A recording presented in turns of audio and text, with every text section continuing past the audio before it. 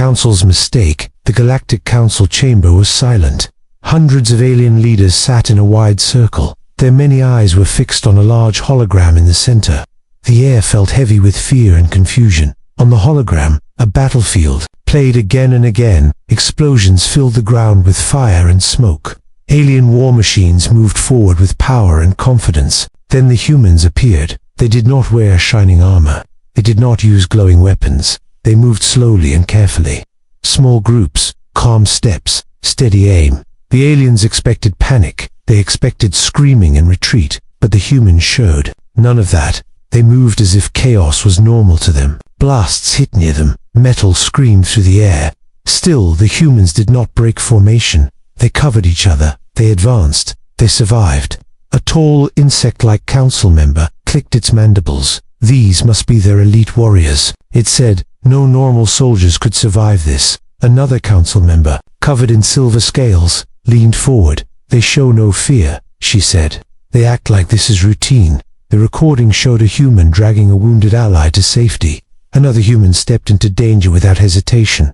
The wounded soldier lived. The alien machine fell. Fear spread across the chamber. His whispers echoed from seat to seat. Several races had already fought humans. None had expected this level of control. They are not using advanced technology, a council analyst said. No shields, no enhancements detected. That made the silence worse. An elder counselor finally spoke. If these are their special forces, he said slowly, then how powerful is the rest of their army? The words sent a wave of fear through the chamber. Some leaders shifted in their seats. Others lowered their eyes. The recording ended. Smoke faded. The last image showed humans standing among the ruins, alive, calm, victorious, at the edge of the chamber. A human diplomat stood quietly. He had been silent the entire meeting. His face showed no pride, no anger, only patience. The council turned toward him. Many eyes focused on the single human. The elder counselor spoke again. You hide nothing. Now, he said, are these your special forces? The human diplomat took a slow breath. He stepped forward. His voice was calm and clear. No, he said. Confusion spread instantly. Council members exchanged looks. Some thought they misheard. The diplomat continued. These soldiers are not special forces, he said. They are not elite. The chamber erupted in noise. Shouts, clicks, hisses, and echoes filled the air. Impossible, one leader shouted. Then who are they? The human waited until silence returned. Then he spoke again. They are regulars, he said. The word meant nothing to the council, yet fear grew stronger, because humans did not. Joke. Explain, the elder demanded. The diplomat nodded. These soldiers are trained citizens, he said. They are our standard forces. They are taught to fight, protect, and survive. The council realized something terrible. They had feared the wrong thing. They had watched ordinary humans, and believed they were seeing the best. The meeting ended in silence, but fear remained. Because one question now burned in every alien mind. If these were the regulars, what horrors waited behind the word special? The Galactic Council did not rest after the meeting. Fear stayed inside the chamber like a living thing. Many leaders could not sleep. The human word regulars echoed in their minds. The next session began sooner than planned. The council chamber filled again. This time the silence was heavier. The human diplomat stood in the same place, calm, patient, waiting. His stillness made the aliens uneasy. The elder counselor spoke first. He said those soldiers were regulars. He said, this word means nothing to us. Yul explained. The human nodded slowly. In human terms, he said, regulars are not special. They are trained to fight as a duty. Not for glory, not for reward. A reptilian council member slammed its claw on the floor. How can normal soldiers act like that? It shouted. They walked into death without fear. The human looked at the hologram controller. A new image appeared. This time it was not a battlefield. It showed a harsh training world. Cold winds, heavy rain, burning heat. Humans ran through mud and stone. They fell. They stood again. These are regular training grounds, the diplomat said. No safe worlds, no comfort. The council watched humans train under live fire. They carried wounded friends while still advancing. They failed again and again, yet they continued. Why? Asked a soft-voiced alien. Why train like this? The human answered without emotion. Because war does not care, he said. So we prepare. Another image appeared. Human soldiers, eating simple food, laughing together, cleaning weapons, writing messages to family. They look like civilians, a council member whispered. They are. Yeoman replied. They live normal lives, then they return to duty. Fear turned into confusion. The council struggled to understand. These humans were not bred for war. They chose it. Then why do you call them regulars? The elder asked. If they are this dangerous. The human paused for a moment. This is the minimum, he said. This is what we expect from anyone who wears the uniform.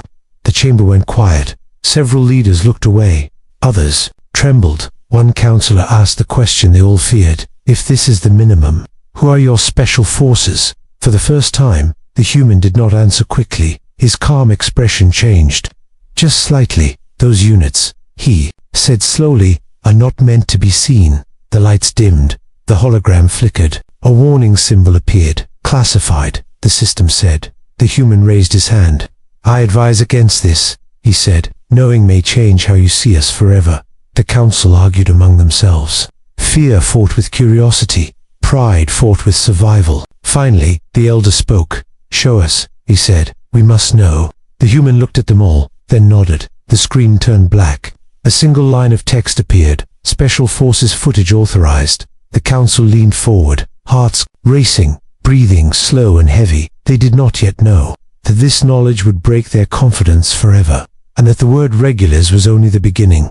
The council chamber lights dimmed completely. Only the hologram remained active. Every alien leader leaned forward in silence. The screen stayed black for several seconds. That silence felt longer than any battle. Then the footage began. A cold world appeared, covered in ice and shadow. The storm was so strong that senses failed. Yet shapes moved through it. Human shapes. They did not run. They did not speak. They moved as one. The council searched for heavy armor, for powerful weapons, but saw none. These humans wore dark suits that blended with the storm. Their weapons made no sound. Their movements were slow, precise, perfect. A massive alien fortress appeared in the distance. Sensors showed high security, automatic defenses, kill zones without escape. The council waited for the attack, expected explosions, expected chaos. None came. The human units entered the fortress unseen. Cameras failed one by one. Guards vanished without alarm.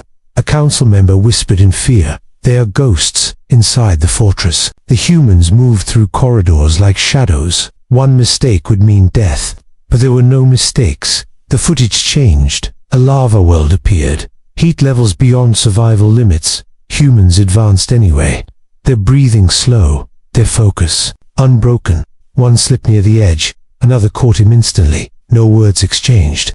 The council realized something horrifying. These humans trusted each other completely. The footage shifted again. A jungle planet. Thick growth. Deadly creatures. Toxic air. Human units waited for days without movement. Not eating, not speaking, only watching. Then they struck. Fast, silent, final. The council could not look away. Fear mixed with awe. These units, the human diplomat said quietly, are used only when there is no other option. The footage showed an alien command center. Leaders captured alive, weapons untouched, power systems disabled, no cities burned, no worlds destroyed. We do not send them to conquer, the human continued. We send them to end wars. The council trembled. Because this was not rage, this was control. One counselor asked with shaking voice, how many? The human answered, enough. That single word caused panic, because it meant preparation. The footage ended. The lights returned slowly. No one spoke. Finally, the elder counselor broke the silence. If this power exists, he said, why hide it? The human met his gaze. Because showing it invites fear. He said, and fear creates enemies. The council understood too late.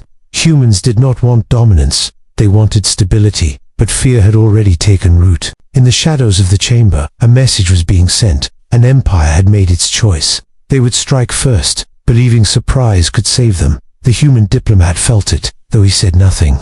The council session ended, not with agreement, but with silent dread, because war was now inevitable, and the galaxy was about to learn why humans hide their monsters. The attack began without warning. No declaration, no demand, only fire.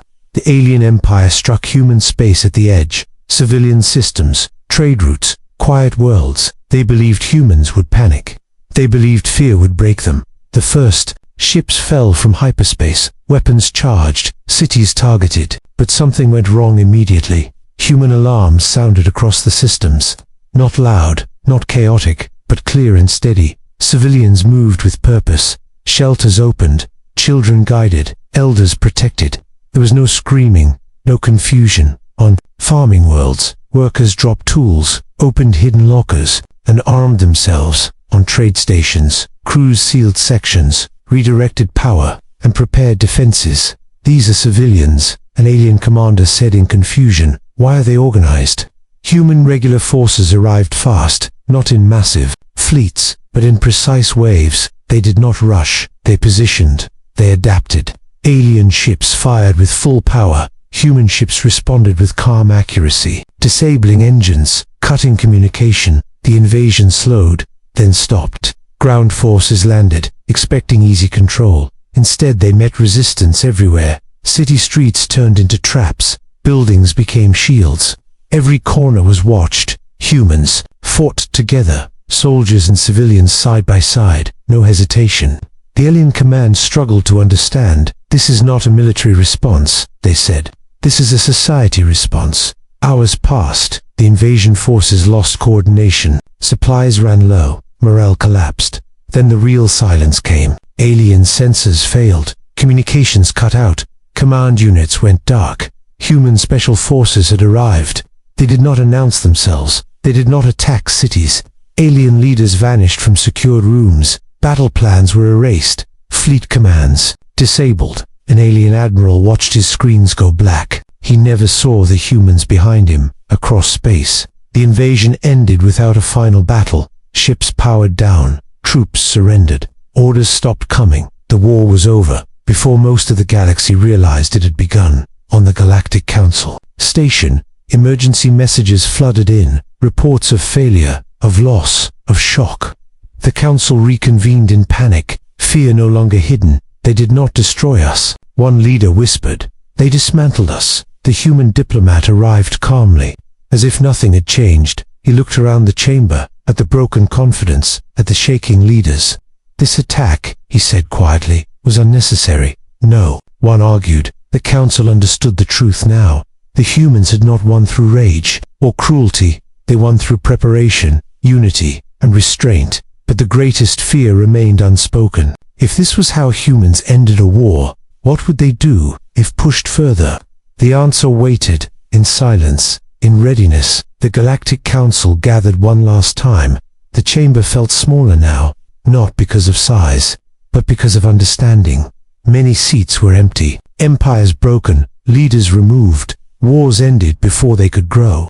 The human delegation arrived quietly, no guards in heavy armor, no signs of victory, only calm faces. His same human diplomat stood at the center. He waited, as he always had. The elder counselor spoke with a tired voice. This war is over, he said. We accept this reality. The human nodded. That was never in doubt, he replied. No anger filled the room.